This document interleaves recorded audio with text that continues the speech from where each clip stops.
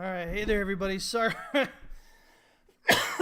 excuse me. I'm sorry that they have a little coughing fit here with the whole weather blowing in and allergies kicking in. Hey, welcome. My name is Christopher Inks, and I'm with Texas West Capital, and this is just a bit after 11 a.m. Central Standard Time here on Friday, the 19th of March, 2021, in beautiful, beautiful Boerne, Texas, man, just north of San Antonio. Absolutely gorgeous area. You should visit sometime if you get a chance. I don't think you'll be too sorry about that. Let me see here. I am so sorry, guys. I hope this will not be a thing throughout here. If so, I might have to cut it a bit short, but we'll see if we can go ahead and power through it and see what we can talk about today. Hey there, Farm D. Good to see you. Mark's checking in. Wesley is here. Good to see you guys. Beer is here. Man, is there anything better than beer? Oh, man, I'm just kidding. I don't drink that much. But when I do, no. Anyway, let me see here. Let me see. What's going on, Aramis? Good to see you. Let me see here. Devin, hello there. Restream Bot is just, I use restreaming software so that way I can post to multiple platforms at the same time. So, I post to Twitch and to YouTube. We're looking at potentially adding something like Facebook Live in there as well. Maybe, I think Twitter's Periscope, we might be able to add that in there as well. And just give people more options of a platform maybe that they prefer to use. So, yeah, that's all that is. And so the Restream Bot just gets all the comments together in the same comment box there for everybody to see. So that way, if I'm answering somebody on YouTube and, you're watching from Twitch, you go, what the heck is he talking about? That's what it's all about. Hey there, Crypto Mowgli. Good to see you. Spiral Architect checking in. Esteban, what's up, buddy? Good vibes, man, for sure. Data, what's up, man? Nevlusian checking in. 51 ETH. Crypto Surin is here as well. I'm Deuce. What's up, man? Good to see you guys checking in. As you see, I'm already having little issues. Man, with this weather and the allergies, man, kicking in, making me cough a bit here this morning. It's not usually such a good thing when I'm trying to do a live stream with you guys.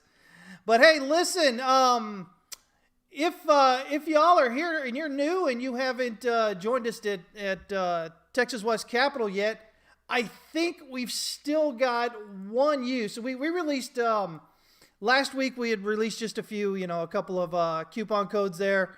So only, just a couple of people were able to get in at that price.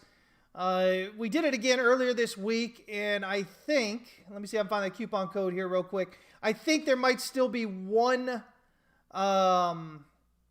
use on it. So the code, if you guys are interested, and by the way, this only works for brand new members. If you haven't been a member of TWC before, then this will work for you. But the code, let's put this in right here, is right there. And so if you put that code in with, see over here, right over there, if you put that code in over there on your checkout page, it only works for a Tier 3 annual subscription. But what it does is normally Tier 3 will run you about $199 a month. If you're willing to be serious about trading and put forth, a commitment to it, then we're willing to give you this huge discount. And that 34% off plus the normal discount for taking a year up front is that overall your average price per month is going to be like around $84. So less than half of the normal month-to-month price. So we're willing to do that for you if you're willing to put in the commitment to taking some time. Why do I say this, guys? Because listen, whether you come learn from us or not, or you go to somebody else or whatever, the reality is trading is not something you learn overnight. It takes time. It takes commitment. It takes effort. It takes a willingness to be open to things that may be opposite of what you think as it stands right now. I'm going to tell you right now, almost everybody that comes into trading new has the same thoughts about how the market works and how things work and their reasons for being there. Pretty much everybody has the same thing there. And almost exclusively, it's incorrect, almost entirely.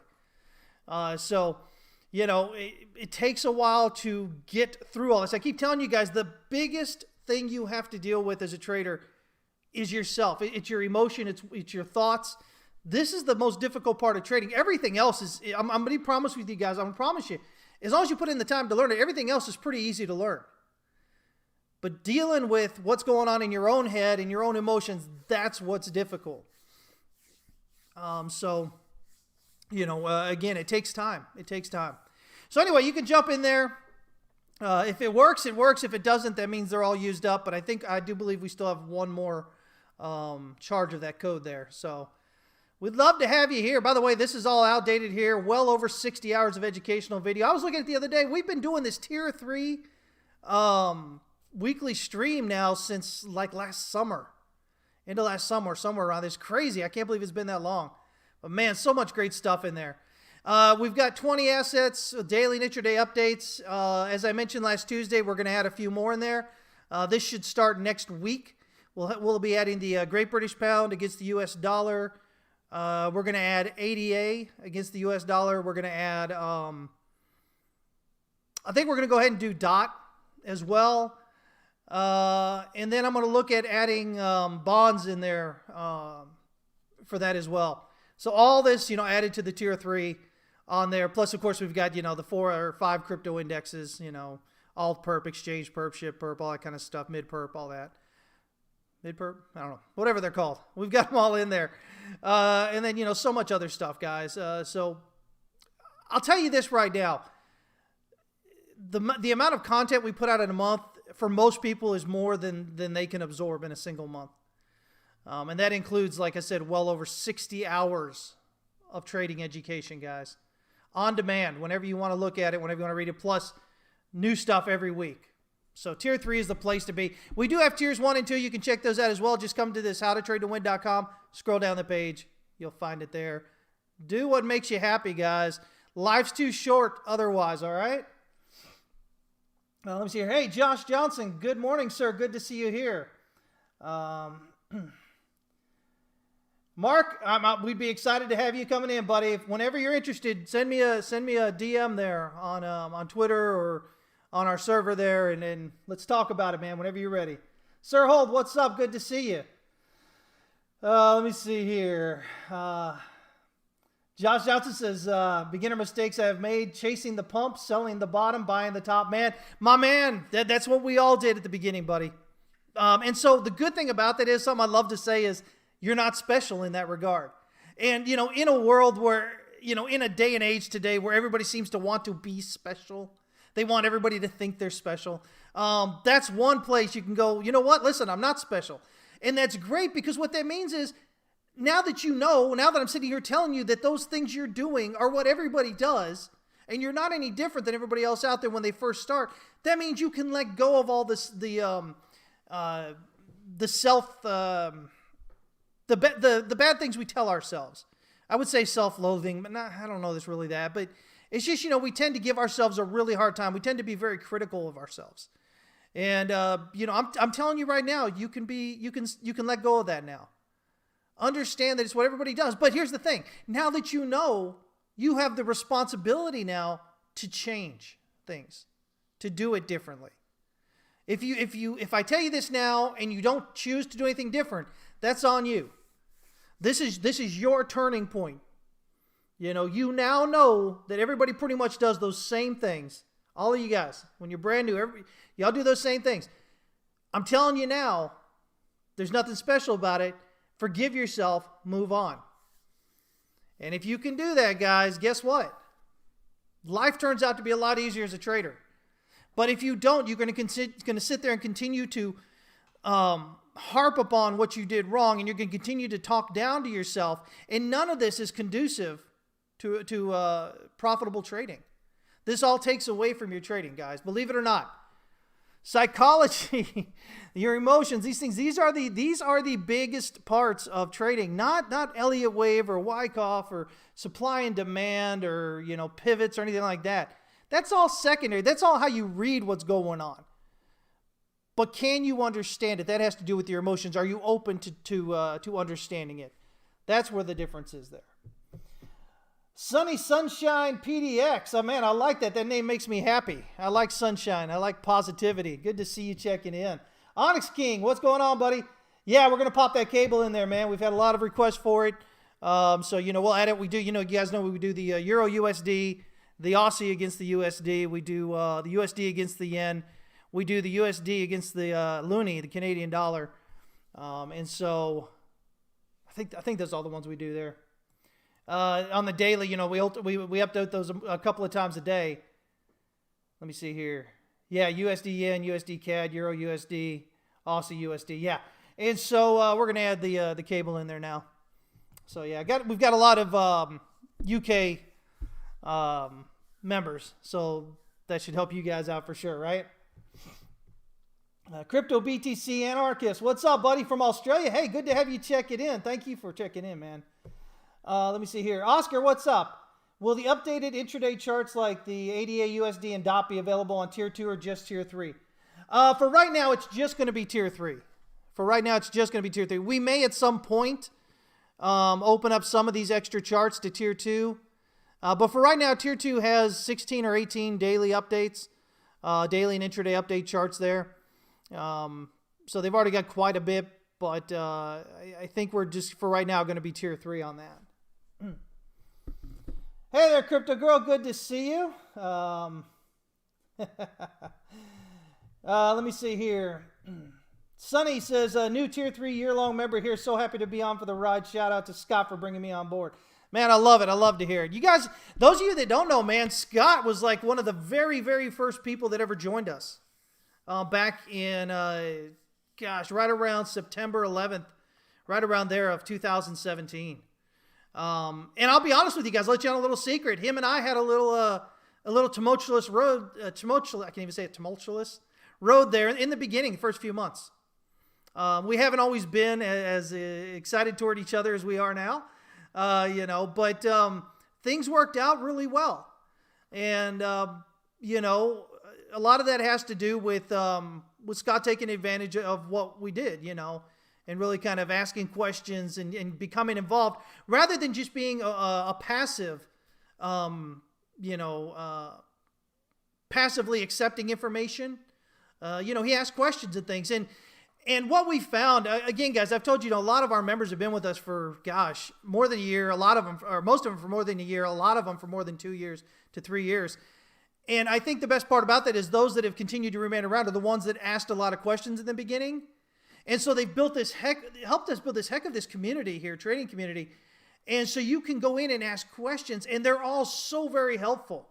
Nobody gives you a hard time, no matter what you're thinking. If you're a perma bear, they might rib you a little bit. They rib me a little bit because they think I'm a perma bear sometimes. But at the end of the day, it's nothing really just rude or anything comes out of there. And man, like I said, we've had that issue, I think, twice in the last 3.5 years. And I think it's a testament to how we go about this and the type of people and the fact that we don't deal with it. If you come in and you're going to be just this real pain in the rear end, you're going to be rude and disrespectful to everybody, we kick you. That's all part of it, guys. We don't have to have you staying around to be a member. We want people in here who are going to make other people, glad that they joined, glad to be a part of this community. So that takes a lot of pressure off of me for managing that. And so that means I can continue to give you all, education and updates and stuff like that. So anyway, Block Tech, what's up? Armands, hello there. Good to see you, buddy. From Latvia, man, very cool. Glad to have you checking in, man. Crypto Mowgli says macro outlook on the cable to let us know when is best to buy the TWC membership. I love it. All right, guys. Hey, listen, let's go ahead and get in here. Guys, I don't, a lot of people that do this type of stuff, they try to be very distant from their membership. I don't. You guys know I'm really, really accessible. Sometimes, if we get really swamped with a lot of things coming in, it might take me a while to get back to you, but I always do. And so I really, I'm excited about this. I love meeting new people. So we get to do it every day. All right, guys, let's go ahead and jump in here. So Bitcoin, basically doing more or less what we were talking about. We've got what I believe is potentially a 1, 2, or an A, B, as you can see in green here. Until the 3 plays out, we should assume an ABC. It's the shorter time frame to the shorter move. And so right now what we're looking at is we've got potentially this ABC overnight, which tagged the 78.6 retracement here. And so I believe that's wave 2 of C. I can't even say it here. So wave 2 of C potentially, or wave 2 of 1 of 3. So again, it depends on what goes on here. We'll talk about this, but this may be a local interior 1-2 right here. It hasn't moved above the swing high here, the wave 2. It looks like it's potentially printing a double top up here on the 1 hour. We've got about 34 minutes left, so we'll see that happens. If we get a decline below this swing low right here from this morning, this 57.927 60 if we get a drop below there, that should be the that should pretty much say that we're headed down to wave 3 down here, a minimum of 52.990. But really, what you want to see is continued decline through this wave B here at 57.452. That should add confidence to the idea that this is a 1, 2, 3 coming in here. Now, 3 can overextend, guys. I want you to understand this. When we say a minimum target of wave 3 here, it's because this is the 1618 extension of this wave 1. If this moved down, instead of being 5 waves, if it goes 1, 2, and then wave 3 subdivides, so it makes it larger, a larger wave 3, or a larger wave 5 or something, then this wave 3 could actually be lower. But we start off with this is generally where we expect it to get to, the 1.618. So we got a minimum target of about 52.990. Interestingly, this would give us a wave 5 minimum target of 51.512, which actually happens to be the 1-to-1 ratio. So at that point, wave C is pretty much going to be equal to wave A. Now remember, when we do ABCs, we're generally, our first target for wave C is where it is equal to wave A. So see how you've got this right here? And it's all right here around the S1 pivot. So a lot of confluence in this area, whether it's the count coming off this wave B or wave 2 up here, or it's the 100% extension of wave A, or it's the 1 hour S1 pivot. They all end up right in that area right there. So that really has me leaning toward a possible ABC here. Now, I've talked about the possibility of this being a 1, 2, 3 because what we have here is this strong ascending support here, which should potentially be strong. Remember, we talked about this earlier this week. This is this one that comes from back here. January 27th swing low, the February 28th swing low, and here we come up. So we've already got 2 touches to it. And in addition to that, we've got this rounding top kind of showing up here, as you can see. See how we got this? So you're getting shorter advances up, and then you're getting the pullbacks.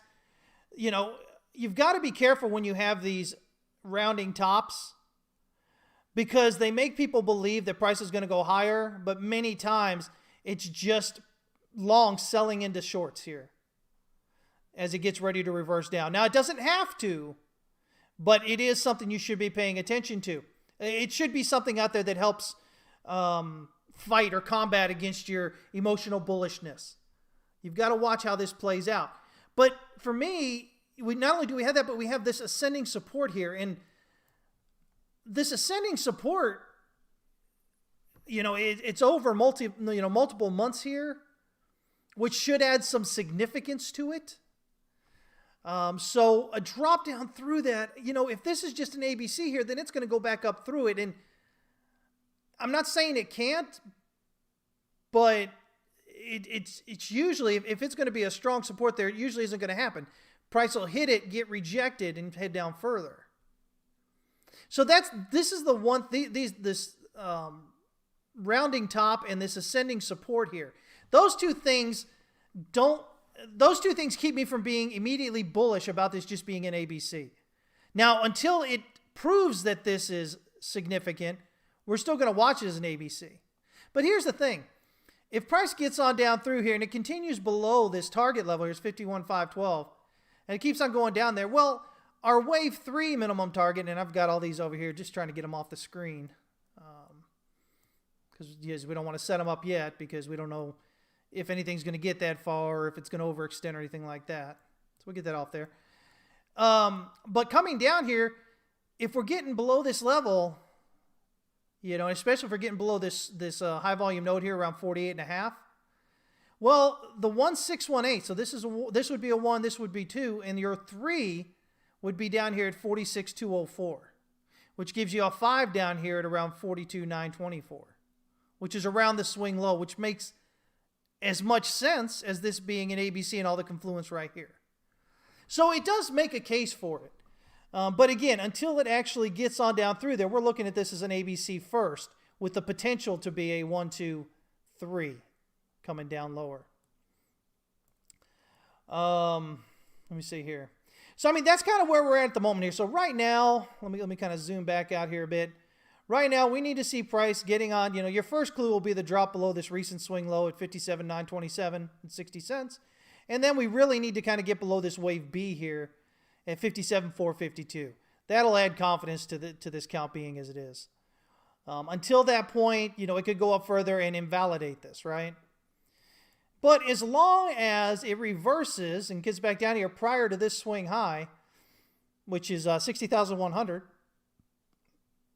as long as it reverses prior to that and comes back down, you know, drops below this wave 1 here at 56,260, then this count still holds. It's still potentially an A, B, and coming down. It's just this wave 2 was subdividing a bit, took a bit longer to play out.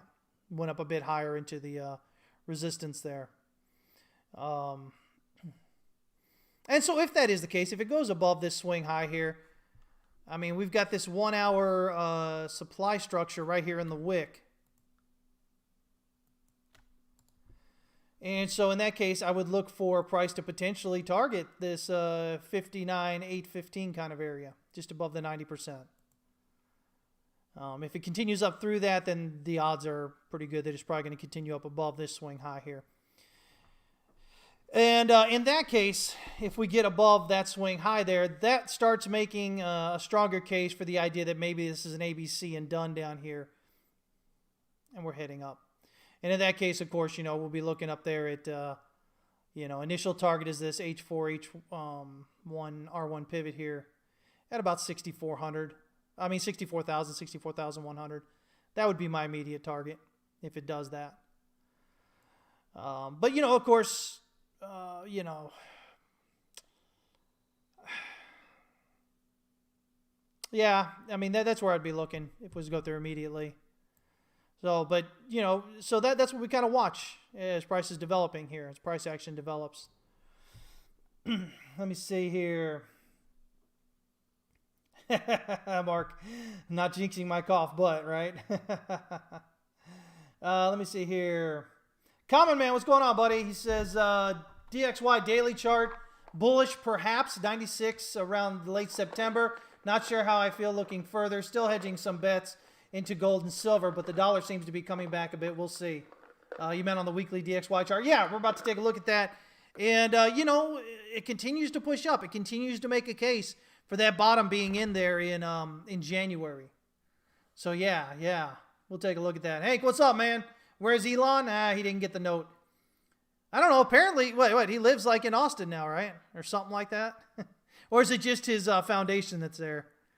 I think he's going to end up moving all his stuff over there eventually. Texas is a great climate for businesses. You know, the taxation compared to California is so ridiculous. So much better here. And, you know, the weather's better. It's Austin. It's got its, you know, share of weirdos.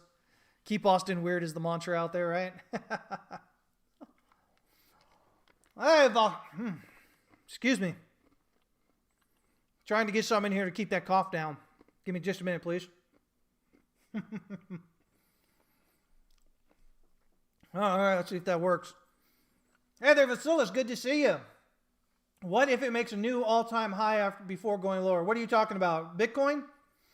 If you're talking about Bitcoin, I think, you know, we just talked about, I just told you the scenario we'd be looking at. Yeah. I'm going to see here.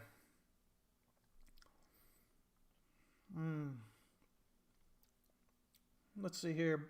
Farm D says Bitcoin USD 3-day chart. There's a multi-touch RSI line, support line. I'm watching closely. 3-day closes today, end of day. Yep. Close below should be significant, correct? I.e., would you expect more downside in that case? Starting from March 10th. Let's look over there real quick. Let's see here. Starting from March 10th. Where's March 10th? Wait, what? Oh, maybe you mean March 10th over here somewhere, right? There we go. Okay, yeah. You're talking about down here. For me, that's March 13th there. I'm going to have to see what you're... Are you talking about... I don't know where you'd have your line set up here, man. Oh, RSI. Jeez, oh whiz. Sorry. Yeah. RSI, I got you here. Let's see. March 10th. Here we go. You did say RSI. I wasn't thinking as I was talking.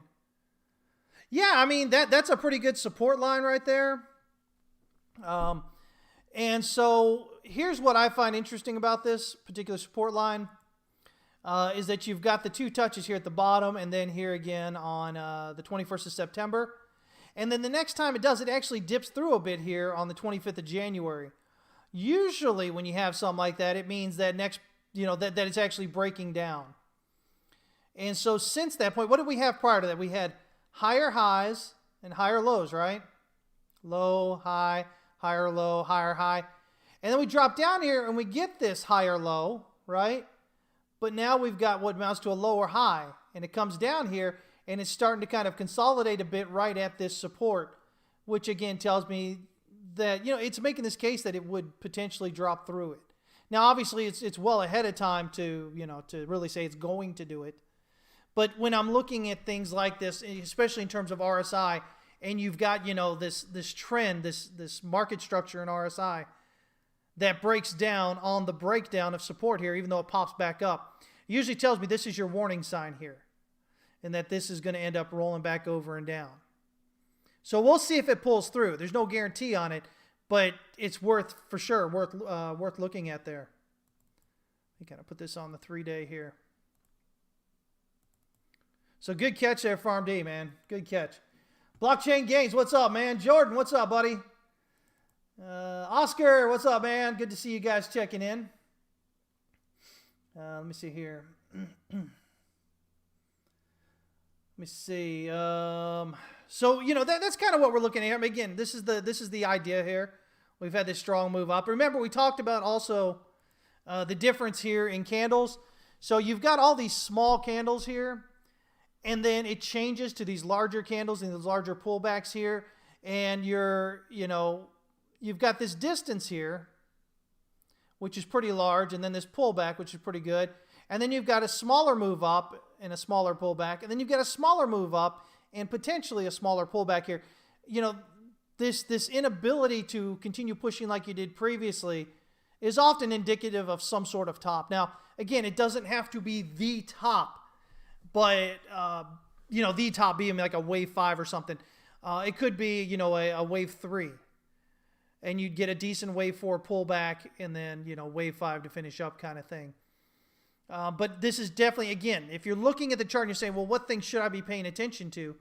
This right here, notice this change here compared to what it was doing previously. This is significant. This is saying, hey, you should be paying attention here to what's going on there. Let me see here. Yeah, we can look at the 3-day on Tuesday. Just remind me. Sure. You just got to remind me. That's all. T-Ball, what's up, man? Good to see you checking in. Let me see here. Is that Merv? What's going on? It says, my count says wave 3 ended at 62,000 and possible retrace to 40K for the fourth wave. There's a bearish MACD divergence. Could get ugly if it crosses down. Weekly bearish divergences. I'm cautious. Yeah, exactly. You should be cautious. Again, if we look at this, I don't remember where my chart is that has the count here. I don't think this is it. Let me kind of zoom out here a bit. Nope, it's not on here. I don't have my chart at the moment here that has my count, but I've looked at a few different counts that I've discussed One of it basically has the idea that wave 3 could be completed right now. And like I said, this is what I was just talking about. We could have that wave 4 and then a wave 5 up. I've got another account that suggests maybe wave 5 is done. I don't know that I'm really, leaning toward that one at this moment. I think what we need to watch right now, I think one of the big things to watch is going to be the breakdown of this support here. And just how does price react in that area. That I think is going to be the big thing at the moment here. Let's kind of zoom this in a bit. And so, oh man, I've got all these. I thought I got rid of all these off the daily. Just give me 1 minute here, guys, and get these kind of off the daily here so we got a little bit clearer picture we can look at.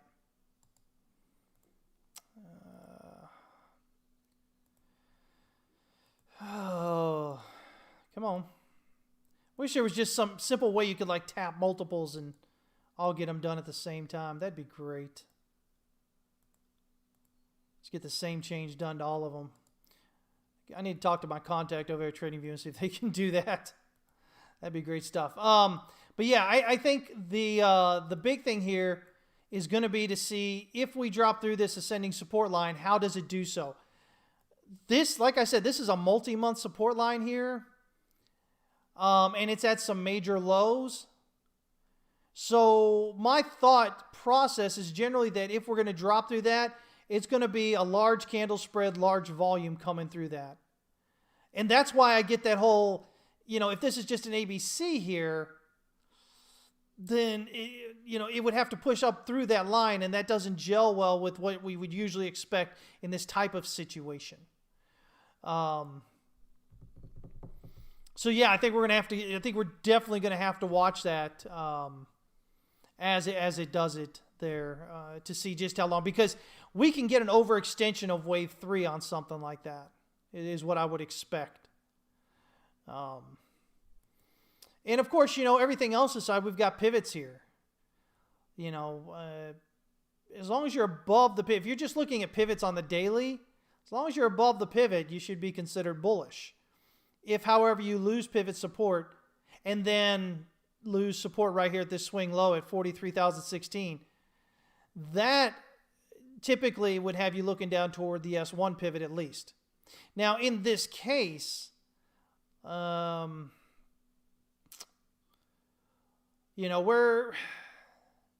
right now we're still pretty well from the end of this this pivot here, the daily pivot. Remember, your daily pivots are for the entire month. But if we were to break down through this pivot, say over here around the last few days of the month, then that wouldn't, to me, that isn't as significant as if it were to break down, say, in the next few days. Then you're potentially really looking at that S1. But as you get toward the end of the month and then you break through, your pivot doesn't have as much significance as it did at the beginning of the month at that time. But definitely something worth watching here if you're looking at that larger time frame pulling off there. Let me see here.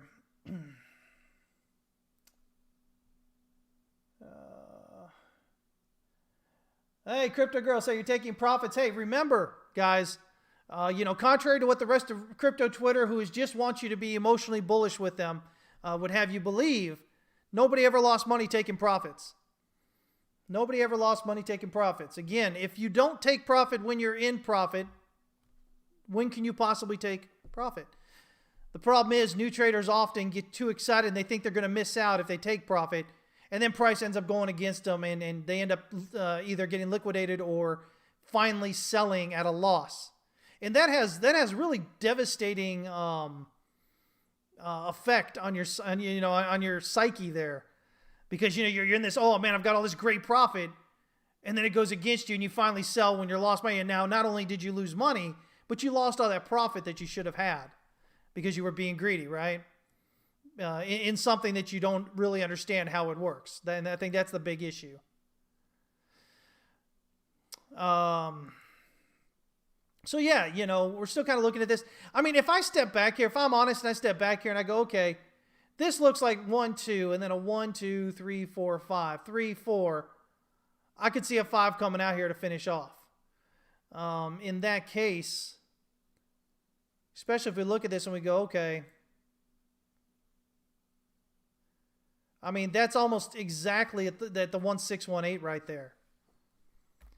And the decline here so far has been to the 38.2, between the 38.2 and the 50. So wave 3 would be the right height. Wave 4 would be the right pullback. You know, and in that case, you just look for a wave 5 target here of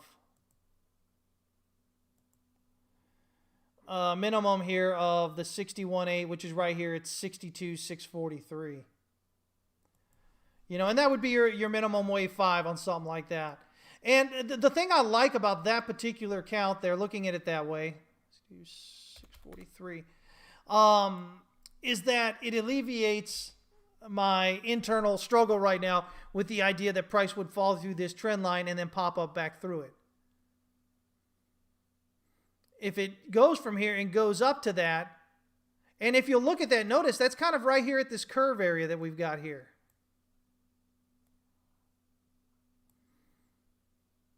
See this right here? You can see that, guys, I keep messing with this here, that this target up here gets right around that edge. So you get that fifth wave up maybe, and then you get that reversal through this, which takes it back down. So we'll have to see how this plays out. That's why we talked on the lower time frame, what we're looking at as far as our validation and invalidation levels. Remember, trading is all about validation and invalidation levels. Right now, again, we're working with the idea that this is potentially 5 down and 3 up, and we've got it outlined as such, but that doesn't mean it has to be. You can possibly finagle a 3 count down here and, you know, working on 5 up over here. So that's why we watch those levels we talk about. If you came into trading thinking there's a guarantee, you know, that price is going to do something, then you're going to be sadly mistaken. You're going to find a lot of pain in trading if that's what you thought. The important thing is to say, okay, what makes sense as far as where price might go, and then you have to look at that and go, okay, so if it does this, at what point will it be invalidated? At what point does it do something different along the way there that we go, you know what, that's not going to work out? And that's where we talk about these levels that we watch, these levels that we need breakdowns through. For instance, right now the count looks good, everything looks solid, but if you short here, you know, there is no confirmation yet that this is done and heading down. So if you short here, you could get caught as price pushes up higher. If, however, you wait for the decline below this swing low, it increases your odds that you're probably in a good direction with that short. If you wait till it gets below this wave B swing low here, your confidence increases even more. But until those points happen, just, you know, you've had this move down and now you've had this move up and now you're sitting in the wick here. You're taking a lot more risk. It doesn't mean you can't short here or long here, whatever you want to do, but just understand in either case, there's no confirmation yet. And so in either case, you're taking a lot more risk to enter in this position right here. You know, trading, guys, doesn't mean that you enter a position all the time or that you enter a position whenever you want.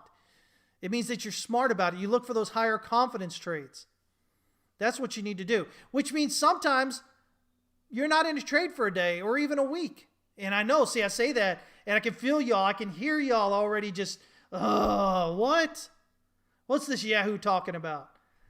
That's exactly the problem, guys. It's the emotion that you have. Your emotion makes you impatient. Your thoughts about, man, I'm going to get so rich in the next month, 3 months, 6 months, year, whatever. You know, this really bad take on being a trader, that causes that impatience. And that impatience causes you to lose money consistently. That's the long and short of it, guys.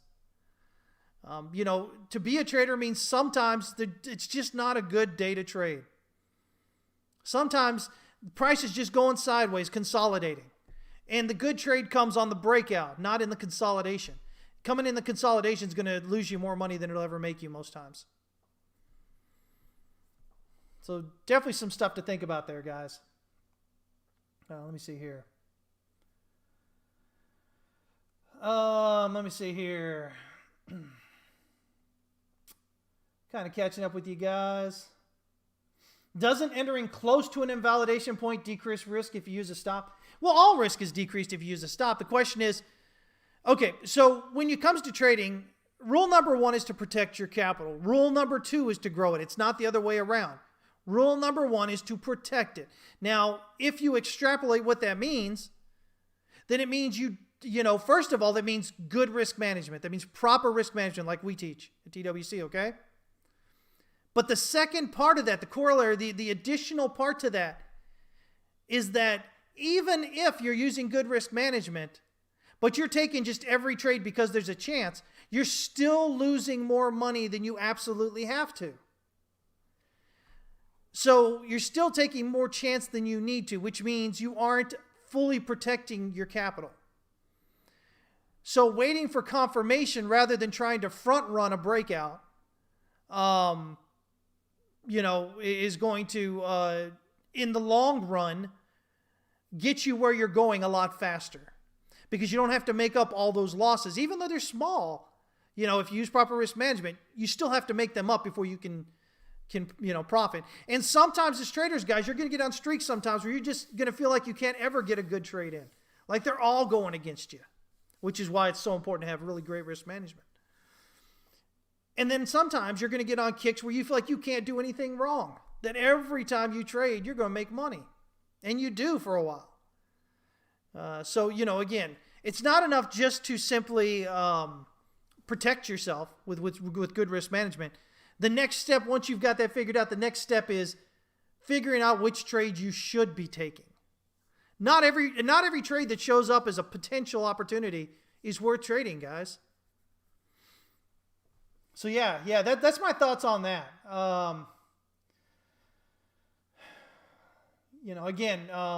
Part of protect your capital is not losing money that you don't have to lose. But all this comes down to patience, guys, and it's a very difficult thing to do. Patience, that is. I know, trust me. It is, but it's important. It's imperative that you guys, learn how to become more patient. Let me see here. Let me see here. Common Man, question regarding Elliott Wave theory, specifically the later writings of Ralph Elliott, the golden ratio and possible relation to Kolmogorov's study of turbulence 1941. I think it's probably too big a topic at the moment because I didn't get a whole bunch of charts last time, and I really wanted to try to make sure that we got more charts this time.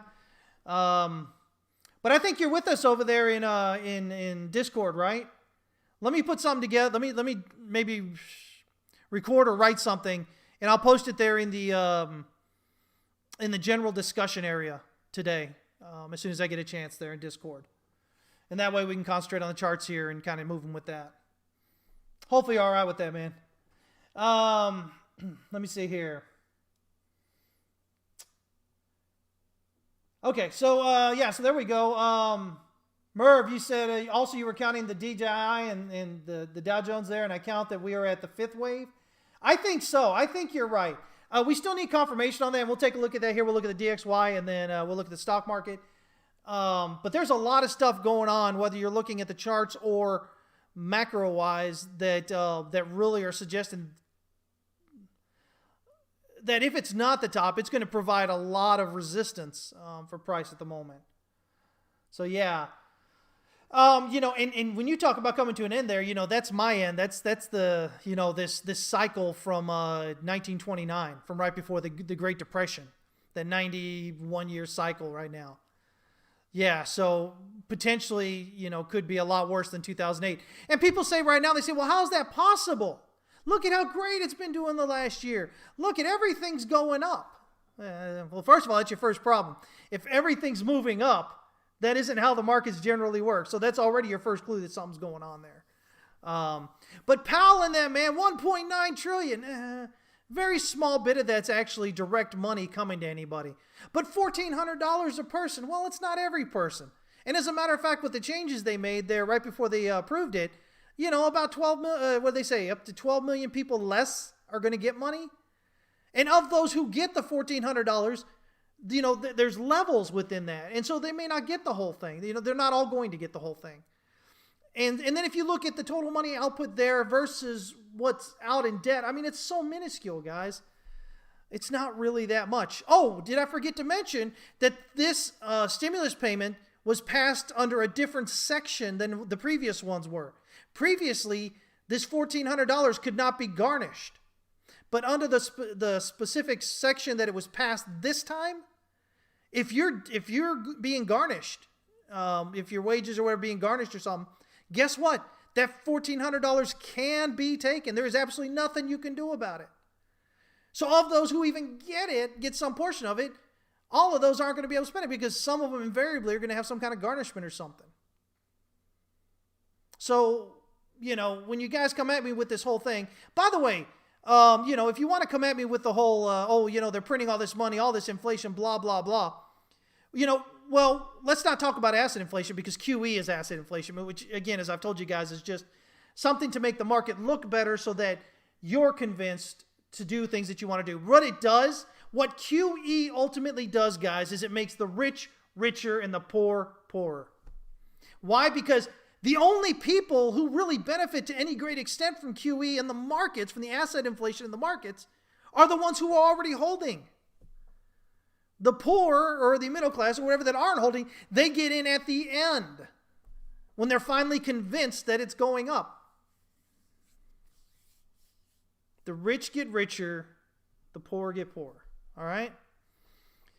Again, the fact is we've had QE for 10 years, 11 years now, and CPI, which is what you need to focus on, not all this other, my price of this and that or whatever. No, we're talking about government because government's actions are related to the figures that it watches. I don't care if you agree with them or not.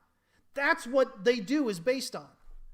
So if you look at CPI, guys, over the last 10 years, the government said, the Fed, has had a really tough time even having inflation be above 1%, much less their 2% target. Like I keep telling you, 2015, 16, right in there was a deflationary period, as a matter of fact.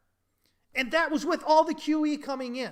So QE is not, Fed printing via QE is not what you think it is via money printer go burr nonsense. You guys got to keep that in mind. Because I still see some what would otherwise be relatively intelligent people on Twitter with large followings, successful business people, just spewing the same nonsense. It just goes to show you, just because somebody's good at business, guys, or they've done well or whatever, doesn't mean that they're necessarily good at understanding QE and Fed policy and stuff like that. All right? There's a lot of misgivings in that people tend to follow. Let me see here. Mark, I appreciate you, buddy. Crypto Malky says QE can affect asset prices via non-bank financial institutions, hedge funds. Is that correct? Can affect asset. So the big thing is the QE is government goes in and they buy, as I've said before, QE says, okay, government has a set budget that they're going to use. There's a set bit of money they're going to potentially use. And they're going to buy everything up to that, until they reach that dollar figure. Okay? And so what this does is it creates distortions of risk. It distorts risk. Because other people who are going to put money into these assets, in these companies and whatnot, they do so on the belief that government's going to support the companies, which is why we have this rise in zombie companies recently, over the last year. The problem is what happens when that QE money stops flowing. What happens if things start going overhill, even though, over the side, even though the QE's money coming in there. And when that happens, people are going to get out quick, fast, in a hurry, and it causes a big drop, a hard drop, which just sets off everything else. This is what's going on there with it. Now, on a more technical side, I'm not going to go really deep into this at the moment, but basically that money, your primary dealers are the ones that really benefit from QE.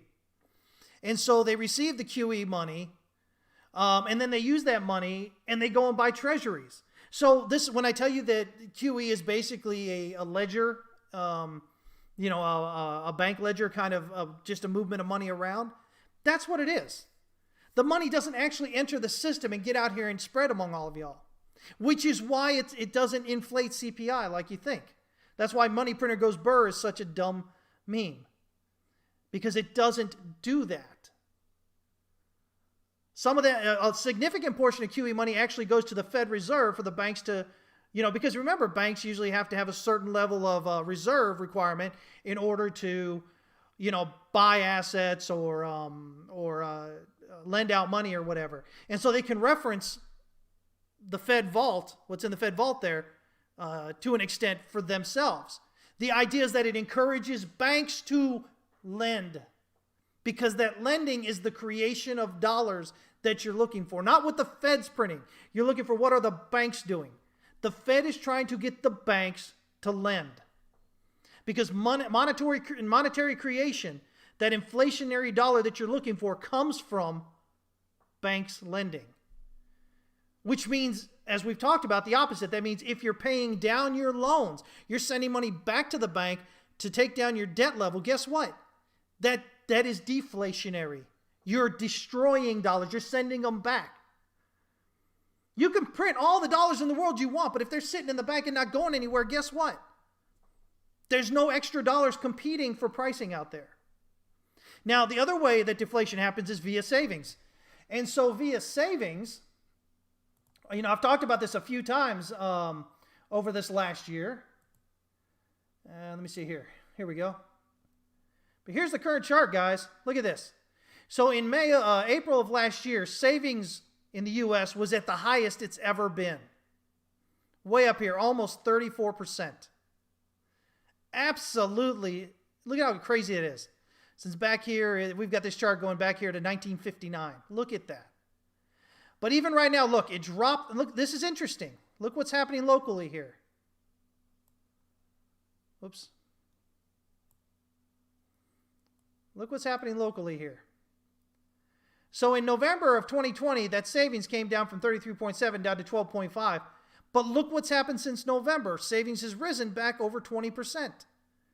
And historically, that's still extremely high. I'm going to pull this back out over here. Look at this. This is well above the previous high level other than this area here, which was back here in 1975. 17%. Why do I show you this? Because as I said, savings is deflationary. You can create all the dollars you want, but if they're sitting in the bank, there's no inflationary effect on prices. CPI and stuff like that we're talking about. You don't have people out there using more money to compete. Now, the thing I warned you about, remember, everybody's like, oh, all this money's going to flow into Bitcoin and the stocks and all this stuff, from this stimulus stuff, right? And I warned you, I said, well, maybe not. I said, first of all, garnishment. First of all, a lot less people are going to get it than what originally were. Second part, garnishment. Third part being that everybody's saving and paying down debt right now. That's all deflationary. People think that just because people are going to get money that they're going to throw it in the markets, and they may do some of it. But again, if you looked at the jobless claims, first-time jobless claims last month, let me see here. I think I got this link on here real quick. I think I shared this just recently. Let me pull this Twitter feed over here for you. Here we go. Initial claims rose by 45,000 to 770,000 in the week ended March 13th. Unexpectedly, right? What this means is you had an additional 45,000 new first-time jobless claims coming in. So if unemployment continues to stay up and continues to get worse, people aren't going to be so quick to throw money in the markets, guys. People are going to be paying down debt so they don't feel as stressed out, with everything that's going on.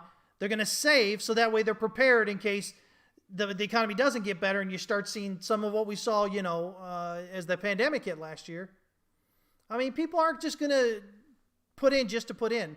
Some people may. And eventually maybe a lot of people might, but I think this is something very important to consider when you're looking at that. Let me see here. Remember, at the end of the day, we don't trade the markets. We trade our beliefs about the market. Again, I keep talking to you guys. The most difficult thing that you do as a trader is dealing with your own emotions. And your emotions give you what you believe about the market. So if you flip over here and you look here and, you know, everybody's bullish about the markets. Everybody, oh, it's going up. Buy every dip. Oh, it's never going to end. Oh, it's going to $1 million at the end of the year. All that kind of stuff, right? That's what crypto Twitter is, generally. And that's emotion. Now, it may do those things. I don't think it's going to do all that, but it may. And if it does, okay. But your job as a trader is not to get emotionally pulled into all that nonsense. Because if it doesn't do that, and you're emotionally pulled into that, life's going to suck for you when you're trying to work with what's going on, right?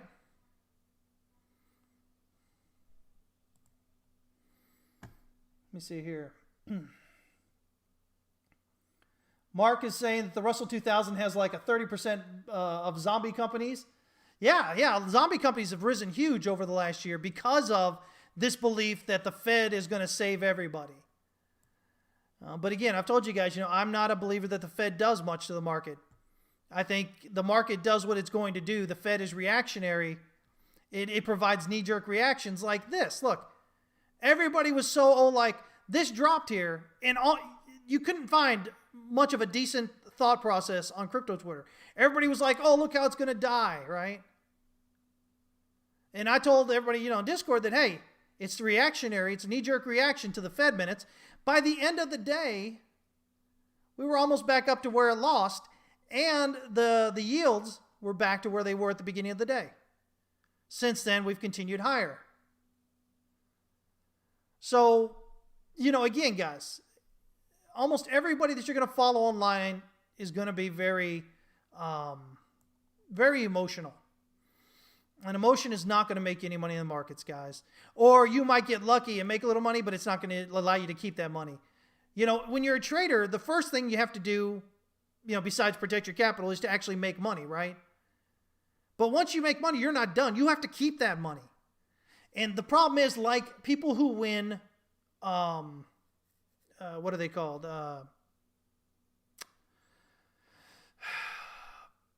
Lottery. If you've ever done research on people that win the lottery, most of them end up even more broke than they were prior to winning it, and within just a few years. It's the same idea with people who get lucky on a trade in the stock market. They make a bunch of money, they're like, oh my gosh, but they end up losing it all, and usually more. Same thing when you go to the casino. You get on a winning streak, you're doing well. Casino comps you a room, they comp you, entertainment tickets, all this stuff, and to keep you there because they know you're going to continue to go out there and spend that money, and they know if you continue to go out there and spend that money, you're likely going to lose it. It's no different in the stock market or in the markets of any kind here, guys. So what am I looking at as far as the DXY goes? Well, right now, again, guys, it has to get back up here above 95. It's got to get above my wave 4 up here. And so that's actually kind of right around, 94.7 or so? About 94.7, I think. 94.742. It's got to get above that. But right now, it sure as heck's making a good argument that it's on that track to do it. So locally here, locally right here, let me see. We've got a 1, 2, 3, 4. Let's see here. Kind of pull that off. There we go. A little bit off there. Nah, I think it's got to be a 5 here. So it's a 1, 2, 3, 4, 5. And then I've got basically an ABC down, ABC up, and then 1, 2, 3, 4, 5 down. So expanded flat for a wave 2 here. And now on this one, we're working on this advance up here, which is going to be a 1, 2, 3, 4, 5, I think. And so if so, we might have a little bit of a pullback here toward the 61.8 at about 91.85. Retest basically of this descending channel resistance as support. And then we should head up, and we've got a minimum wave 3 up here of about 92.589. That gives us a minimum wave 5 up here of 92.821, which, as you can see, finds confluence with the pattern target here, which is based on the height of this channel. So a pretty good target potentially there. So minimally, we're looking for further upside. Now, what would change my mind on this? Well, if we get a drop back down below this wave 2 here at 91.659, that's likely to say something else is happening there. But especially if you drop below this wave 2 down here at 91.301, that adds confidence to the idea that maybe it's still got some more kind of correction to go on here somehow. But as long as we're, doing what we're doing here and, we just kind of retest this resistance area support and then we head back up above the swing higher, I mean, we should be good to go on the way up. And again, that just gives us a 1-2, 1-2 here, which means wave 3 will end up being higher. I mean, if we look at this and we say, okay, if this is 1 here, and we get this pullback, say, to 61.8 here, that gives us a 3 and a 5. So now all of a sudden our wave 3 has a minimum target up here of 92.86. Now the thing I like about that is, as I often talk to you guys about, pattern targets are usually wave 3s. So this 1-2, 1-2 would lead to an overextended wave 3, which has a target right around, a little bit above this pattern target. And that makes sense. You get your 3, you get your 4, you get your 5 up there. And you pull back again. So that's what I think is probably going to happen. But until it does, we still have this particular minimum targets here. What does that mean? Well, that means if this is going up, anything else that's denominated in dollars is going to have a hard time rising. Because this value of the dollar rising puts downward pressure on the value of things valued against the dollar, right? Makes sense, right?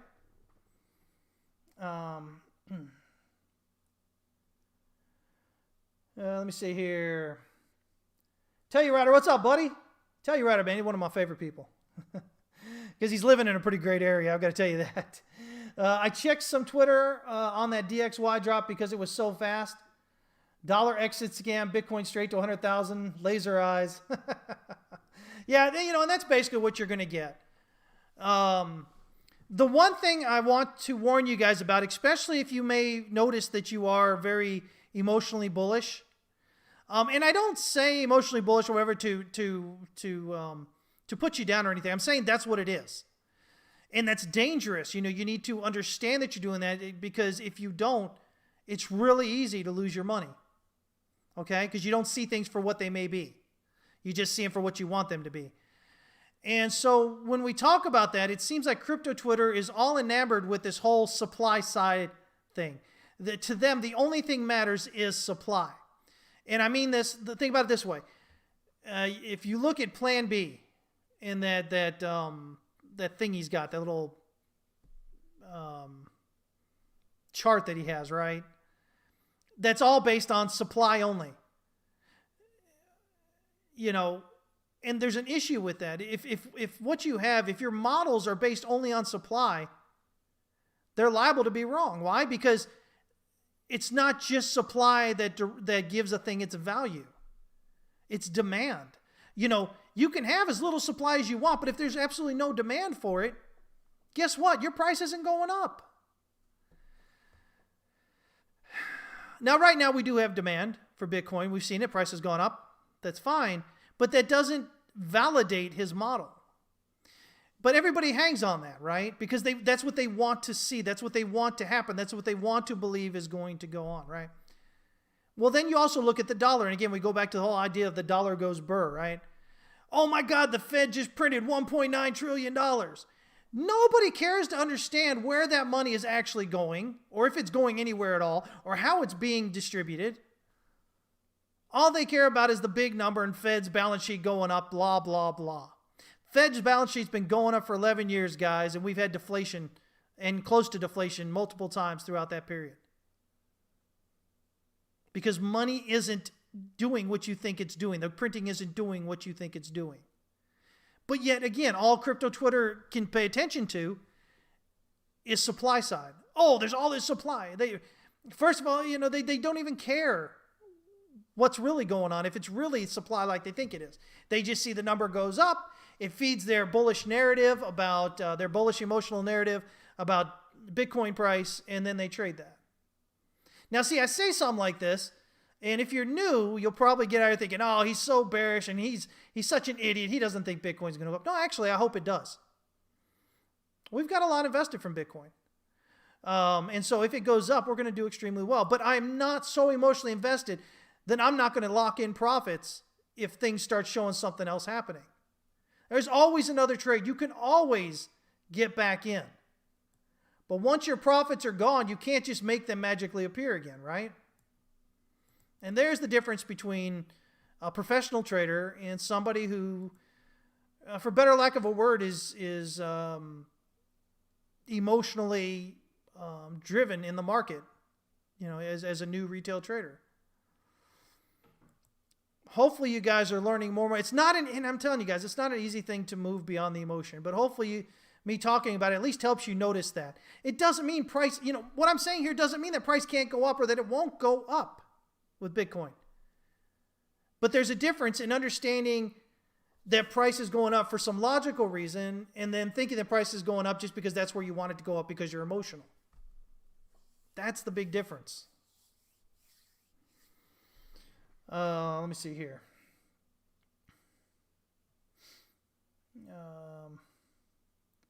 I haven't seen Trader SZ's chart, DXY chart, so I'm not sure about that.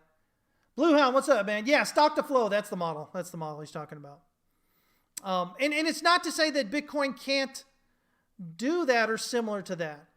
But what I'm trying to get across to you guys is if you think that supply is all that matters, then you're missing most of what you need when you're looking at economics. You can have as much or as little supply as you want. If there's no demand for it, though, it's the supply itself just isn't going to do it for you. Let me see here. What about the M2 money supply? What about it? Again, you can print all the dollars in the world that you want, but if they're not out and about and circulating and being used, if they're sitting in the bank, it doesn't do any good. Go, if you think, okay, you don't understand what QE is. Usually, most people don't. But a lot of that money that comes in from QE is stuck in the Fed's vault, again, for the banks to reference as far as, trying to get them to do what they need to do. So if it's in there, it legally cannot be touched for anything else. It just sits in there.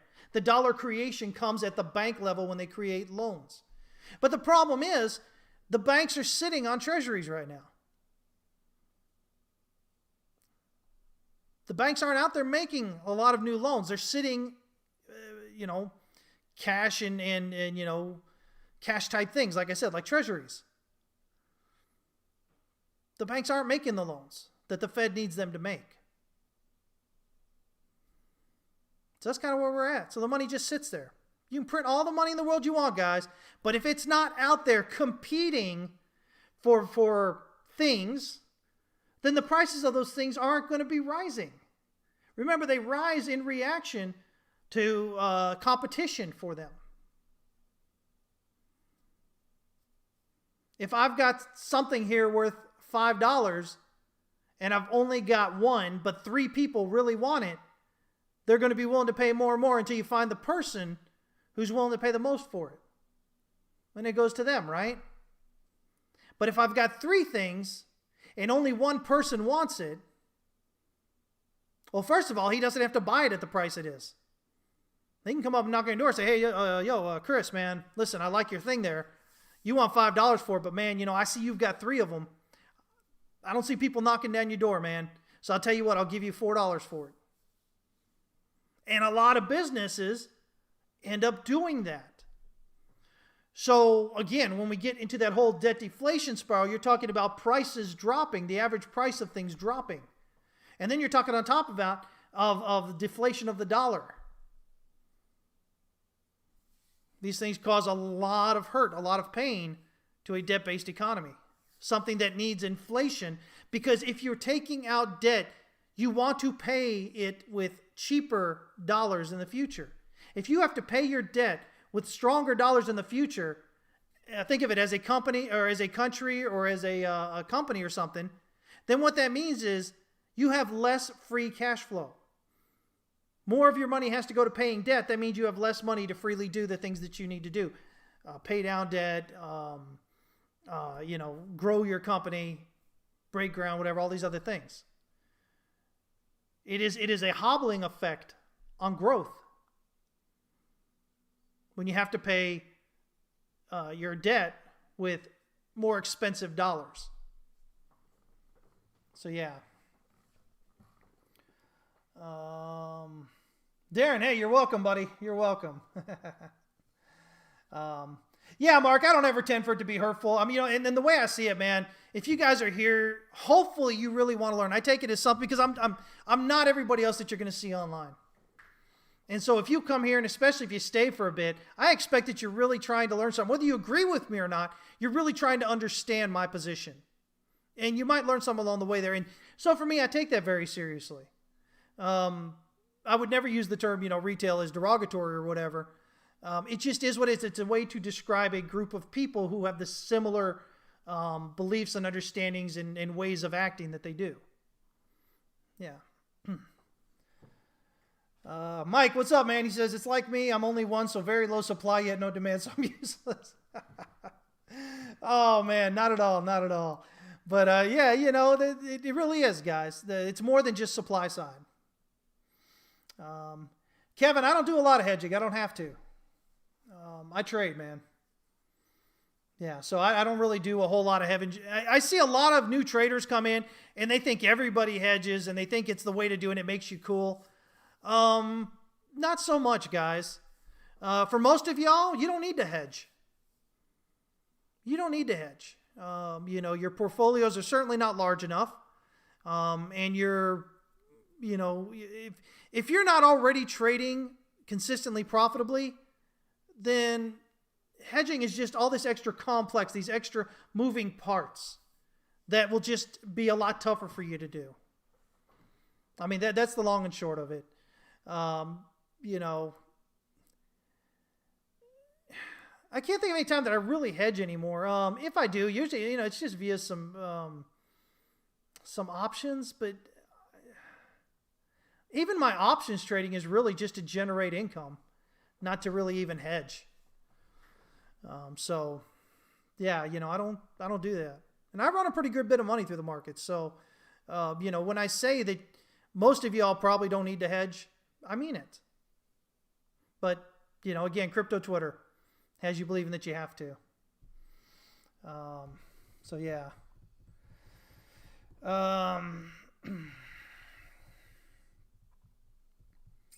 Let's see here. Mark says his hedges are in his garden and can't wait to rip out this spring. Oh, man. Hey there, David. Good to see you checking in from San Francisco, man. Anyway, so here's what we're looking at kind of with the dollar here. It continues to look stronger and stronger. It continues to make a case that the bottom was met back here in January. But, for me, we really need to see it get above this 94.742 kind of area up here, this wave 4, for me to really start feeling strongly like the bottom's in. I'm leaning that way with the price action, but it needs to continue to prove itself. Now, the one thing that gives me more faith on this is when you look at Euro USD, Great British Pound against the dollar, the Aussie dollar against the USD against the yen. You look at these components of the DXY, the weighted basket, and they all look extremely bullish for the dollar. They really do. And so that's what gives me a lot of strength in that. If we zoom out here, I mean, here's your Euro USD here, which you could potentially say is an ABC here. But again, if you get this decline below this swing low here, all of a sudden you're down to 1, 2, 3, 4, 5 minimum. Now my count says 1, expanded flat 2, and then 1, 2, and now 1, 2 here. So, I've got, like it's gearing up for a strong move down. And so, you know, again, it makes sense when you look that it's right here at this area. You notice we bounced right here at the high volume node. So you need a buildup here to press through this resistance here, this support. And that appears to be what's going on here. And you should free fall pretty well once you get down here through the bottom, 1.16 kind of area. You should free fall pretty easily down into this next area here. And again, once through the bottom there, free fall on down toward the low end down here. So yes, potentially ABC here, but much more likely to be printing at least a fifth wave if you look at it that way, which decreases your confidence in this just being an ABC here. It's no longer an ABC at that point. Sure, subdivisions and whatnot, maybe you can get it in there, but just zooming out a bit doesn't look very good at that point. Great British Pound against the dollar. You know, again, we told everybody to sell up here. I believe it was right in this area here. We got pretty close to the top. Somebody had requested a chart, and I popped in there and said, that looks like that's the top. Heading down, and sure enough, we did. Looks like we have 5 down for 1. Looks like we've got ABC up here for 2. Looks like we're working on a 3 with the minimum target down here of 1.32545. So again, you know, a lot of potential movement coming to the downside there for Great British Pound. If we can get through this area here, this high volume node here at about 1.29, it really opens up some movement to the downside. But right now, we've definitely got 5 waves down there. It looks pretty bullish. The U.S. dollar against the cable. Aussie dollar, you know, again, same idea here. You've got the move down. We've got a leading diagonal here. Got ABC up here. Looks like we're finishing with a 1, maybe a 2 on a bounce, and then pushing down finally through that support there. So we'll put that right there. Just really need to drop through this line, this wave B here. And that should signal that you're good to go to the downside. So that's right here at 0.76991. That should take you more to the downside there. Really kind of open it up to get that move further down. And so, you know, again, we look at all those things, and that's kind of where we're at. Now, if we jump here to the S&P, hey there, White R21, good to see you. Let me see here. So the S&P, here's where I'm kind of at with this. So I've got 5 waves up through this recent top here. You know, again, 1, 2, 3, 4, 5, ending diagonal type thing. We've got 1, 2, 3, 4, 5 here, and this move up. Now, my only issue, I mean, we've definitely got 5 waves down here. Now, my only issue with this is if we actually measure out wave 1 here, then wave 3 is not even quite 1.236. And remember, we're usually looking for it to be 1.1618. So either that means this is a 1, 2, 1, 2, or this means this is a 1, 2, and then in here we've got 5 waves down. So let's kind of zoom in a bit here.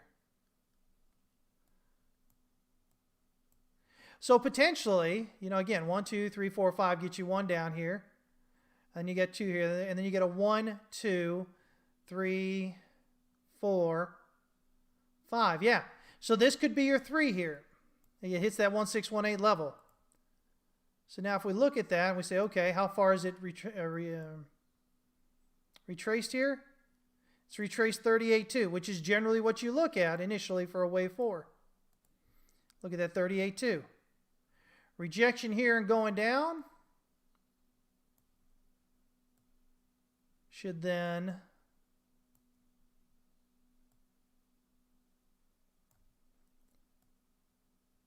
give you a minimum wave 5 target of 38.64 here.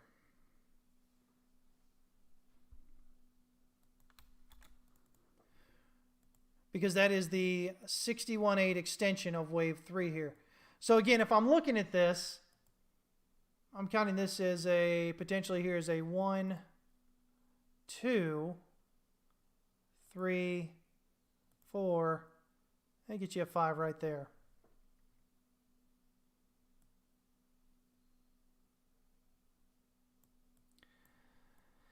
And so if that's correct, then minimally, that's an A at least, which means you're going to have 3 waves up, at least 38.2, potentially 61.8, and then of the first wave here, and then you'll have 5 more waves down. So again, if we have this,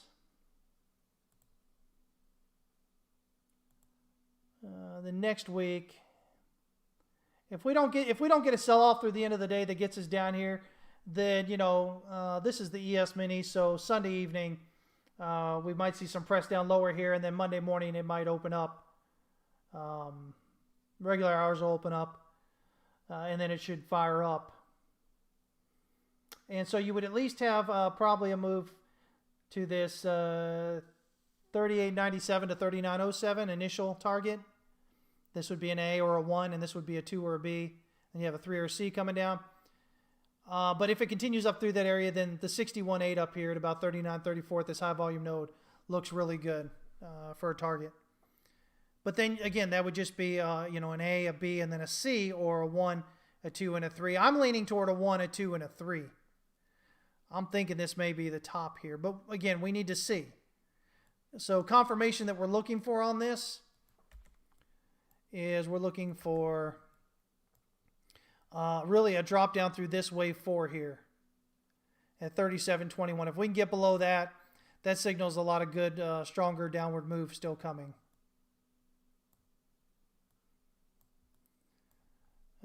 So yeah, that's kind of where I'm at with that.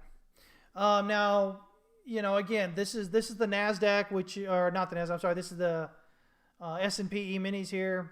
E-minis just being the futures contracts, but the S&P, which is, you know, it's got quite a bit of tech in it. So if your tech companies are getting hit, S&P is going to take a hit. If you jump on over here, this is one of the charts we update a couple of times a day. We also do the Nasdaq Index here a couple of times a day. And Nasdaq is very tech heavy, very tech heavy. And so, you know, right now we've potentially just got an ABC so far. But if we can get one more further down, it gives us a 5, right? Same idea. Right now it's trying to find support here on the 4-hour pivot. 4-hour Stochk RSI barely dipping into oversold. RSI just neutral at 47. So really just kind of looking for a rollover and a head down with that. But right now, it would actually have to get above this all-time high up here at 13.879.77 to invalidate the idea that 5 waves is done. As you can see, you know, we had this ascending channel here, and we had a good drop through that. Move back up to this level to kind of, resistance there. Drop back down. We've hit that level again as resistance, a little bit lower on those highs there. Just looking for it to continue lower. But then if you look at the Dow Jones, much more broader based index. And so with the Dow Jones, we've got this real strong here. So your first thing you were looking for was a drop down below this wave 4, which we got on increasingly large candle spread here. Get the bounce up. Our next thing we really want to go is through this wave B here. This wave B is a key area because I've got this kind of as a an ending ABC 1, 2, 3, 4, 5, potentially as an ending diagonal coming up there, which means again getting down through this B right here would be a good first clue that the top's probably in, and that's 31,786.50. If we can get down here, this is the big one though. This is the wave 4 we want to get below here. And then so that's 30,547.50. We're getting through that. You should really feel a lot more confident that top's probably in. But that's how those 3 indexes that we track, a couple of times a day here, we update a couple of times a day, really do their thing. That's how they kind of play out together. There's their work. And the daily on the, you can look here at the daily, more of that. Daily Dow Jones here. You see this bearish divergence right here between the 15th of March and the 17th of March. That's this right here. So 15th of March is this white candle. 17th of March is this one right here. And then you had this other candle that popped up and came in. And so even looking at it from a candle structure here, notice up, down, up. You know, again, this is what I was talking about, except in a bigger picture there with the with Bitcoin, as you get, you know, this overlapping, slightly higher highs, higher lows kind of thing. And then it had this blowout here, which came back with this huge, almost a reverse hammer here, coming out of that high, telling you that a lot of supplies coming in and it's leading the market down, which then leads to this, which today has dropped pretty well. It's trying to recover right now, but I have a feeling we might see it sell off through the end of the day as it gets lower here. People are going to give up before the weekend, not keep their stuff there in case Biden does or says something that, you know, rocks the markets on Monday. You know, trying to get out of positions for the weekend. So again, you know, we may see that happening there. But, you know, we want to still see, you know, again, that move down through those levels there as we're working through them. Now, what really caught people off guard, I think, is oil. Again, something else that we track a few times a day. We update a few times a day. But we track daily.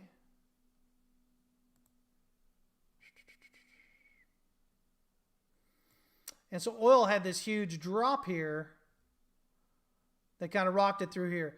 You know, as we were watching here, I mentioned that we were getting these lower lows and lower highs, but that we were getting them in forms of dojis, which looked really corrective. But instead what we got was this large move down here. This is a big move for oil. This right here is from a high of 64.88 to a low of 58.22 or 28. So, you know, you're looking at basically a $6 move from the high to the low yesterday. Now, it did dip below this wave 4 here. It is currently finding support on the pivot, but I think, you know, that dip below that wave 4 should signal that at least locally the top's in. And so if we look at this, instead of an ABC, this should likely be a 1, 2, 3, 4, which would give us a wave 5 minimum target down here around 56.59. Now you notice that also takes you below this wave 4 here.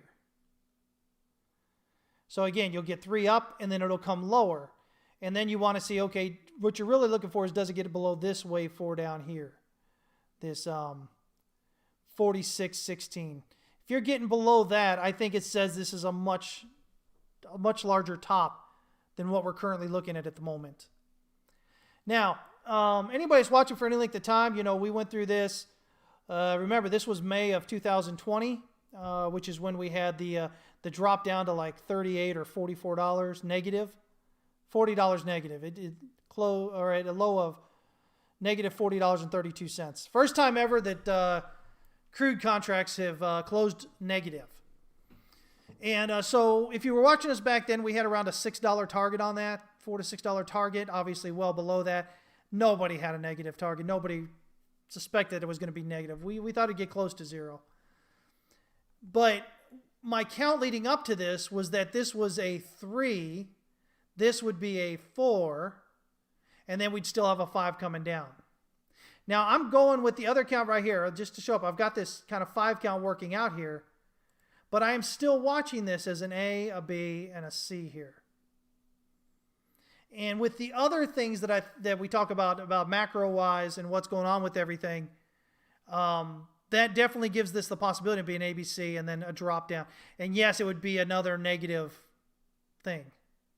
Now, if you don't understand what happened here, the problem was we had a lot of new traders coming into the market. See, this was a couple of months. You know, this was you know, coming right after the lows. Everything dipped. Everybody's buying the dip, right? And then with what they were doing here with oil was that they were selling these contracts and then trying to buy them. They were trying to buy them really low, thinking they were going to get this move up, right? So the thing is, this is WTI. This is West Texas Intermediate. This is U.S. based oil. it differs from Brent C. Brent C, oil's on tankers, okay? It's from the sea, you know what it says. You can also settle those contracts in fiat. You don't have to take delivery or provide delivery or whatever of oil. WTI contracts, you absolutely, if you are holding a short contract, you must deliver oil per the contract specs. If you are long contracts at expiry, you have to accept physical delivery. Now, here's the problem. In the U.S., oil is moved around in pipelines. Cushing, Oklahoma is your hub. That's where the storage is and everything. But by the time beginning of April was around, all storage in Cushing was spoken for. That means you couldn't accept oil there and store it. So all of a sudden, if you were accepting oil, you had to make logistics and pay money here to have somebody come in and pick up that oil and then take it to somewhere that you can store it. Which meant a few enterprising people we talked about what happened at that time actually were able to get tankers and just put the oil on the tankers and hold it out there till prices like now. But that was the problem there because all of a sudden, and by the way, usually in that April, May area, you have your airlines taking a lot of oil for the year. You know, they're trying to get in a lot of their oil that they're going to have for the year. And they weren't doing that because of the pandemic. Nobody was traveling, right? Oils and cruise lines, usually looking for airlines and cruise lines, usually looking to get their oil around that time as well. And that wasn't happening. So now you had everybody holding these contracts for oil, trying to get rid of them because they can't hold that oil. They have nothing to do. They have nowhere to store it. At that time, 82%, I believe, of foreign oil storage was already spoken for. About 79-80% of oil throughout the world, I believe, was actually spoken for. Something like right around that. Pretty much all the oil storage here in the U.S. was spoken for. And that's what caused the prices to go so low here. At this point, it closed here. What they're saying is it closed here at $40, or it closed here at $37.63. What that means is people who were selling oil had to pay people who were buying down at that level or who were holding at that level, had to pay them $37.60 or whatever per contract there to take the oil from them. So if you were an enterprising individual at this time, which there were a few, who were able to take oil here in the negative, and you were able to get it taken off to a tanker or you had some storage somewhere that you could actually put it in, you made a killing with that. You made a killing with that. They paid you to take the oil. And depending on what price you got it at, with that there, or I guess I should say, depending on how much you had to pay for the whole shipment of oil and then the leasing of the tanker or wherever you're putting it, you might have actually only had to spend a little bit of money.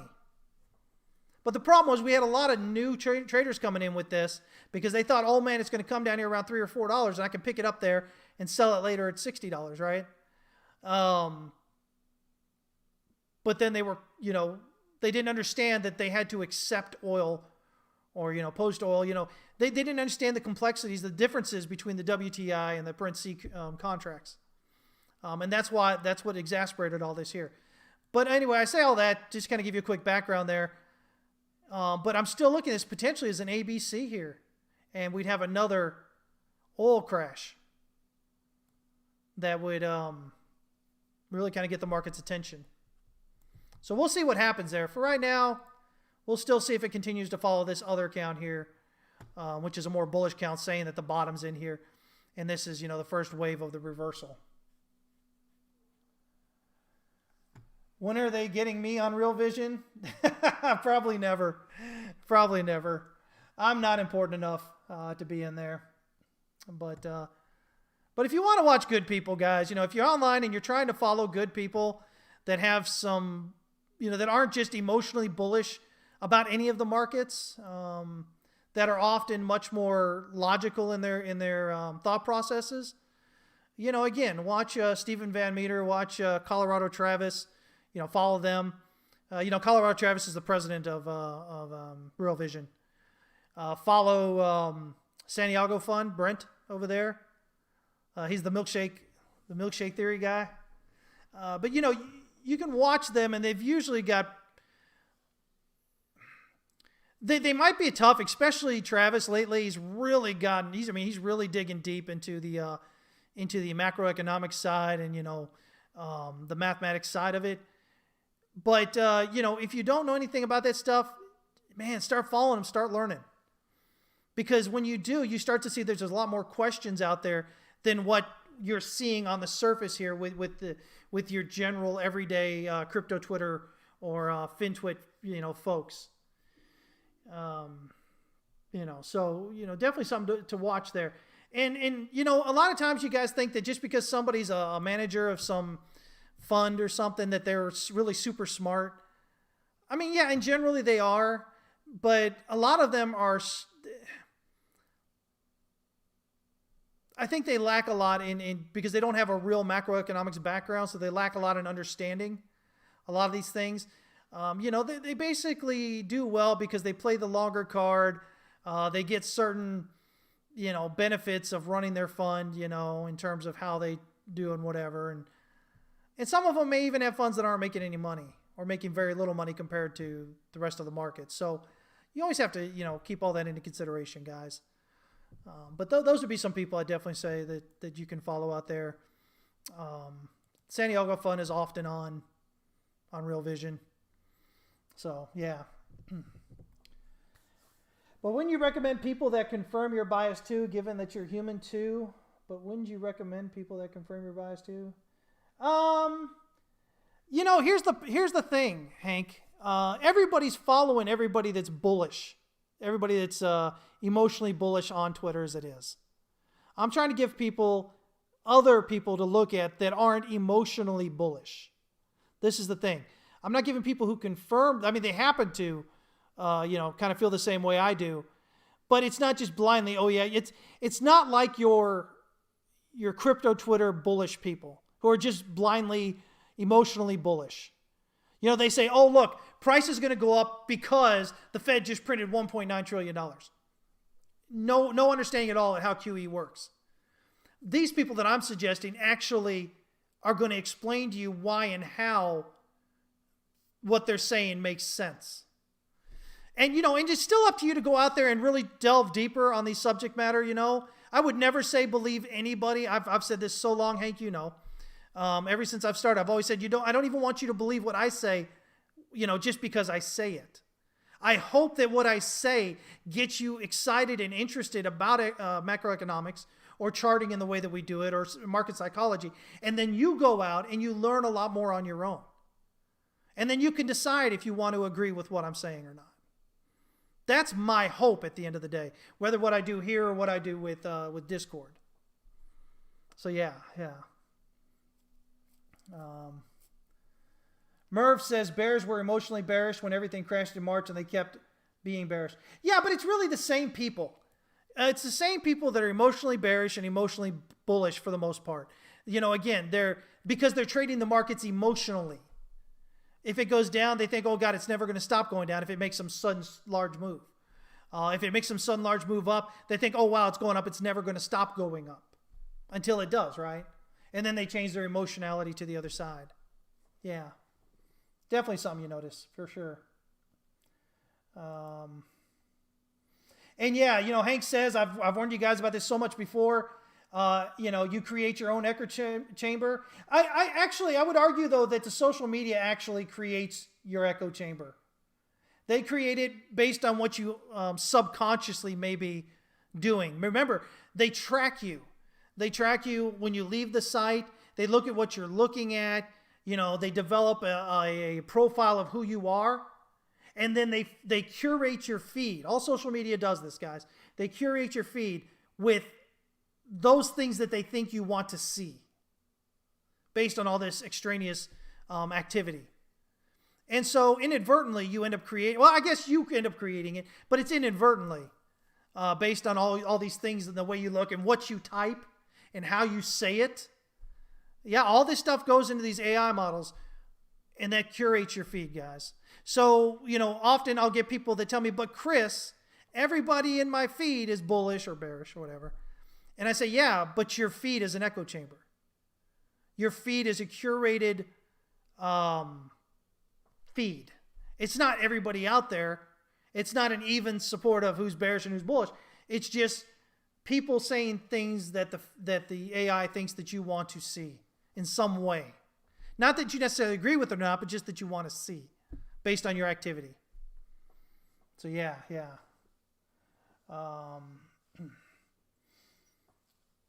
Let me see here.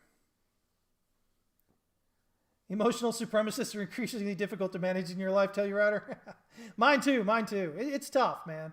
It's tough. No, Hank, crypto Twitter does it. Or Twitter does it. They feed you all those other ones that you don't follow that end up in your timeline. Yeah, it's because they think that that's what you want to see. But that way, that's how they do it. That way they make their money. They keep you there. Because if it tells you what you want to see, then it increases your the likelihood that you're going to interact, which keeps you on the site longer, gives you more page loads, which makes them more money with their ads. So yeah.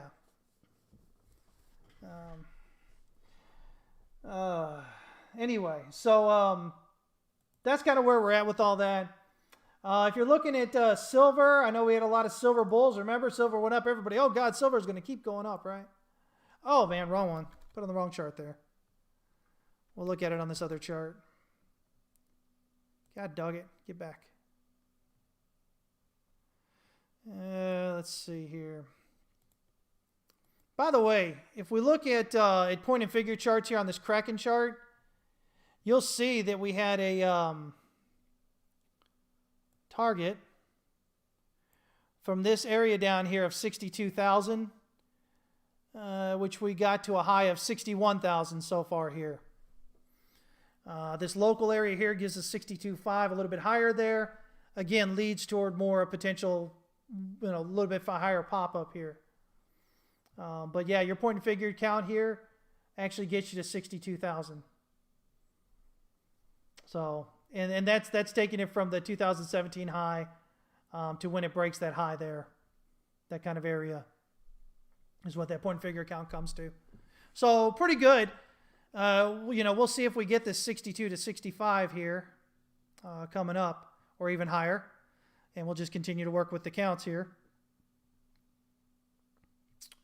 Just want to show that real quick because I had that. Forgot to do that. Let's see here. Let's see. So silver, again, trying to rally a bit off this ascending channel support here. But ultimately, that was just the possible finish up there. I've got my high right here from back here in February of this year. Should be. Yeah, there we go. So this gets us up here, and then off there I've got a 1-2 and then a 1-2 working at here. Ultimately, my silver has been the same target it's been for years now. Looking at probably sub 10 with it, maybe even sub 8. But ultimately, looking for a breakdown of the support of this pivot area here, which will, it'll go away at the end of today. New pivots next week. But, you've got this high volume node, which it's stuck in at the moment. But if it can get on down through that $25 area, that should lead to a wave 3 down here of about $20.98. Similar to that, gold. What's up, Telltale? Yes, you're late. You're out of the country.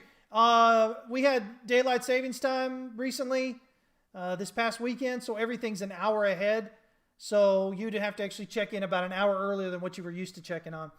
Unfortunately, I'm not God or Biden or whatever, so I can't change the fact that most of the U.S., other than Illinois and Arizona, still has to abide by this idiotic daylight savings time nonsense. So that just kind of screws everything up. Let me see here. And then, so gold, coming in here with gold real quick.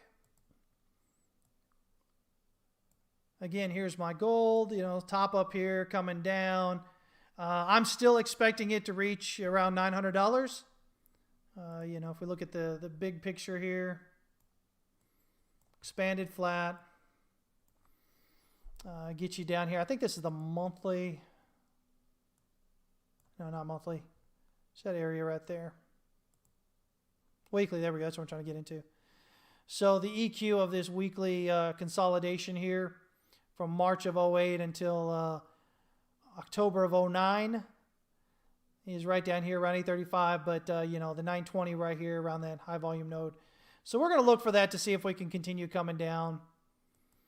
It doesn't have to, but again, that's the same count I've had for years here since about 2016 or so, 2017. We did have to make an adjustment up here because we thought it would just be a regular flat. And then we had the advance up here. Had to adjust the count bit, but still just have it as a expanded flat here. So as an expanded flat, it should drop down below this swing low over here at 1,045 and 40 cents. When we talk about deflation and whatever, if you say, oh, how can that happen? Deflation. And so we'd look for it to come on down there. At the minimum, I think you should at least be looking for it to get potentially down here around 1290 because that high volume node, that 1290 to 1340 kind of area here, 1330. I think you should at least look for it to get down there. Even if you don't want to be on board with me with the lower down, I think you should at least be looking for it to get down there at that high volume node area. With that, we are below the weekly pivot. That's weakness. When you drop below if you're trading pivots, you drop below that pivot. You usually expect maybe a retest of that pivot area and then at least a move down to the S1 and potentially all the way down to the S2 or further. So, from a weekly standpoint, kind of gets you right there as it is. Let's see here. Let me see here.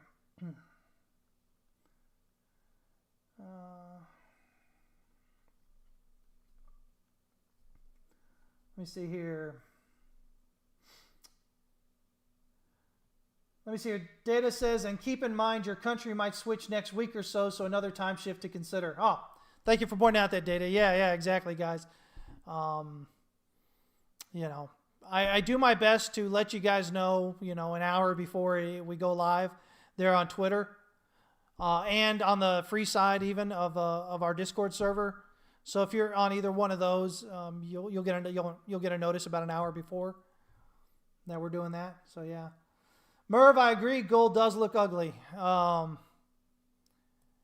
Minimally, you're going to have to get above the weekly pivot here at this point, but really you need to get above. I think if you're gold bug and you want to be bullish, I think you really got to get above this swing high. Let me see. This is 1962.50. 1966.10. This swing high right here. I think you really just have to get above that area to even really start being bullish on gold. But even then, of course, it doesn't guarantee it'll go up to a new high. But I think you've got to at least get there to start really kind of be bullish on it there. Let's see here. Let me see here. Do I ever look at Doge or too memeish? Oh, I love Doge, man. I love Doge. Doge has made us a lot of money over the years. So yeah. As a matter of fact, I think it was because of me that Scott got so bullish on, or got so started having so much fun with Doge. I think that's what happened there because I was explaining to him at one point that that always follows these cycles, and it became really easy to make money on it. It's hard not to be a fan of a coin that cyclically is easy to make money on. Yeah. Right now it's memed. It is what it is. I don't think it changes a whole lot of it though. I'm not saying that it can't, but until it actually, I would actually have to see it change to think that it's going to change. Other than that, I think it's just going to be the same. Let me see here. Let me see here. TV Canal, what's up? He says, what do you think about an ABC expanded flat on Bitcoin? Like A was the drop to 43, B was 62. Now we're making wave C. I think that was my original thought on that, right? So there's a couple of different things here, and I'm going to have to get ready to go here in a second. So it's a good way to end this. If you guys were following more recently, within the last month or two, as this moved up here, we looked at the possibility of this being an ABC down, and then an ABC up, and then we were going to get 5 down. And in that case, this would be an expanded flat. So we were looking at this as a wave 4 potentially as an expanded flat. Because, this would be, like I said, 3 down for A, and because the 3 up for B expands above where wave A starts, then wave C is going to go in 5 waves, but it has to go below where wave A ends. So you'd have to get that lower than,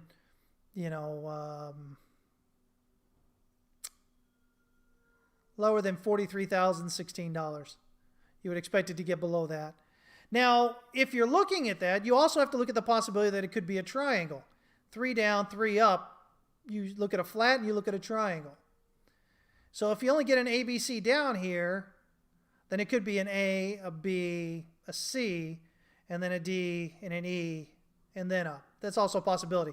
But in that case, this would be a running triangle, and that's not as common. That's a pretty rare thing. It doesn't mean it can't be, but you kind of look at the other things until that proves itself. Yeah.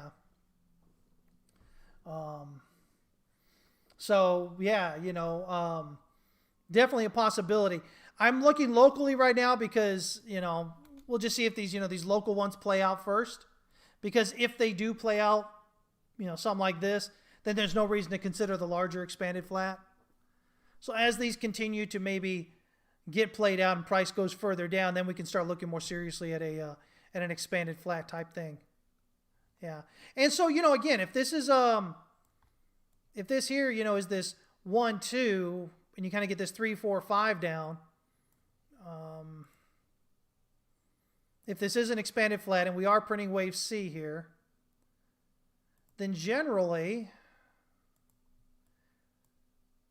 we've got wave 3 here at 46,071, and then wave 5 down here at 42,747, which kind of gets us just below this. So I would expect a bit of an expanded wave 3 here probably, which would come as a drop through this line. Then we get down there. And that's what I would expect, yeah, if that's playing out. Sure. So, anyway, guys, listen, I'm going to get out of here. Really appreciate you guys showing up. Peter Kim, thank you so much. Man, I'd love to see you coming in there, man. Whenever you think you're maybe ready to do it, jump in. I think you said we have a coupon right now for a year. And so if any of y'all are interested in that, I do think there's still one charge left on that. I put that up there at the beginning of the session here. Let me see. I think I'll probably put it right here. It's that one right there, and that'll get you. Remember, that's only good for the annual tier 3, but that will get you an average monthly price of around $84. So less than half of what you normally pay on the month-to-month tier 3, which is $199. Which is why we limit how many of those we actually release. But anyway, guys, I really appreciate you guys, being open-minded and listening. I don't tell you anything. I don't tell you anything here with the intent to get you to believe what I'm saying.